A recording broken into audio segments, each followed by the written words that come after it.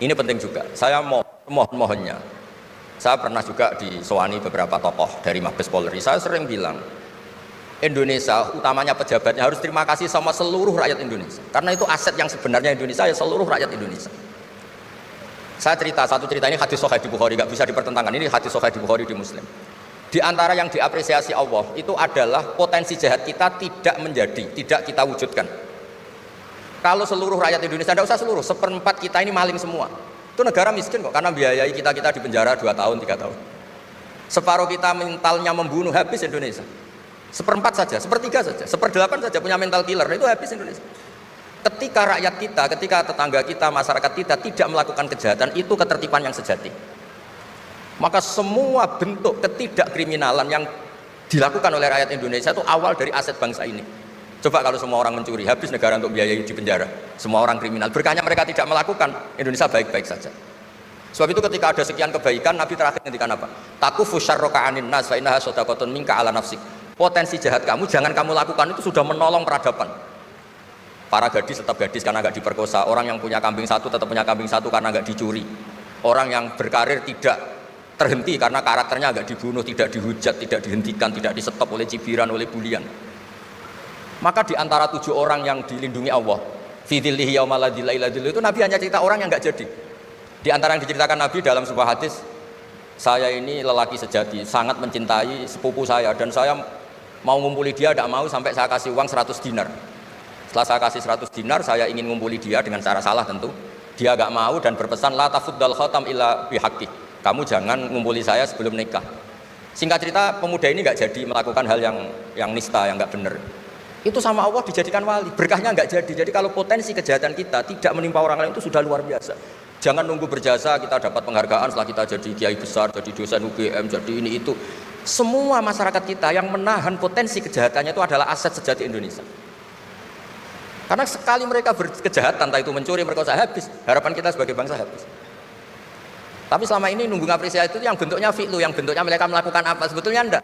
Tidak melakukan kejahatan itu sudah bagian dari kebaikan yang luar biasa. Terus yang terakhir tadi yang pertanyaan pemimpin muslim dan non muslim. Memang ini wilayah sensitif, tapi sebetulnya bisa dianalisis secara fikih. Ya saya ulang lagi, bisa dianalisis secara fikih Nusantara, fikih kebangsaan. Jangan dianalisis pakai fikih yang internal dalam Islam. Saya ulang lagi, jangan dianalisis menurut fikih yang di internal Islam. Kita beri contoh umum saja ya. Kita beri contoh umum saja. Dulu Pak Gores pernah mencontohkan kalau non muslim bisa jadi pilot beneran, padahal dia non, sama Pak Munjid yang kiai di UGM nggak bisa jadi pilot. Kira-kira milih mana? Tapi itu kan wilayah yang sensitif karena ini di Indonesia itu konteksnya bukan urusan pilot, urusan mewakili kebanyakan Indonesia itu muslim dan demokrasi itu mencerminkan suara mayoritas. Tapi tidak mungkin juga membiarkan muslim yang killer, yang pembunuh, yang dulu punya reputasi yang misalnya macam-macam. Jadi hal-hal seperti itu, kata Quran itu jangan berdiskusi sesuatu yang kalau menjadi jelas malah masalah. Karena itu kan seperti pertanyaan gini, Gus saya punya kerabat di Jogja tapi pelit, sama orang lain dermawan, bagus mana? Kita kan nggak mungkin menganjurkan mutus hubungan keluarga, tapi tidak mungkin juga suruh ikut orang pelit. Anda membingungkan orang fikih, karena kalau yang nggak ahli fikih itu ya gampang saja jawab semaunya. Tapi kalau saya sebagai orang yang tekuni fikih itu bingung. Saya sering ditanya orang juga, Gus saya mau nyalon lurah, ya lurah atau bupati atau apa? Katanya nyuap itu haram, Gus.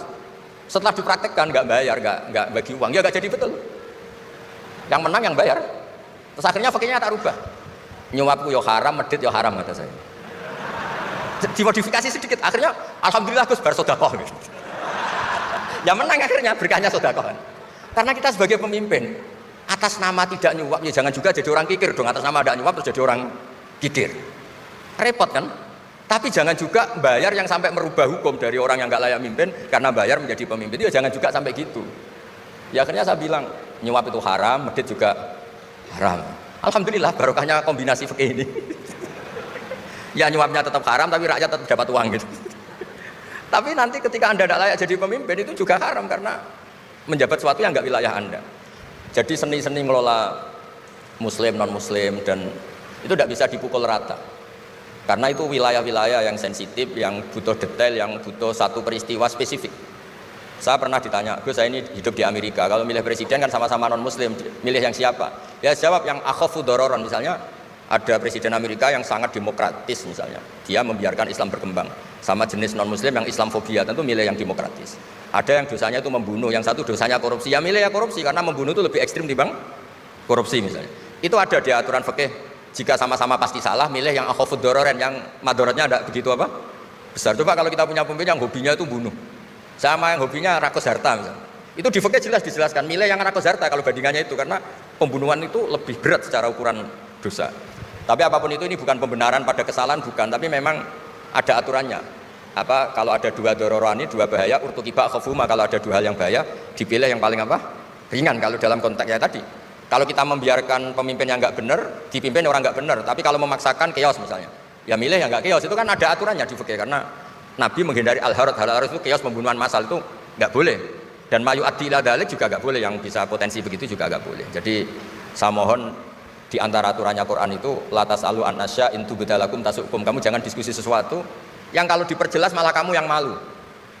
Saya biasanya mencontohkan hal-hal yang ringan kayak suami istri. Misalnya Anda tanya sama Pak Munjid, istrinya tanya, Mas, apa betul saya ini cinta pertama Anda, bukan alternatif terakhir? Wah, itu rata-rata orang nikah itu kan korban alternatif terakhir gitu. Itu kalau ditanya sama-sama konangan itu aslinya itu.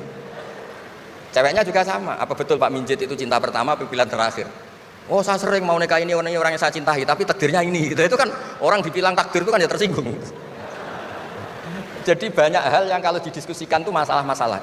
Latas alu an asya intu bedalakum tasukum. Kamu jangan tanya atau diskusi sesuatu yang kalau diperjelas itu malah masalah.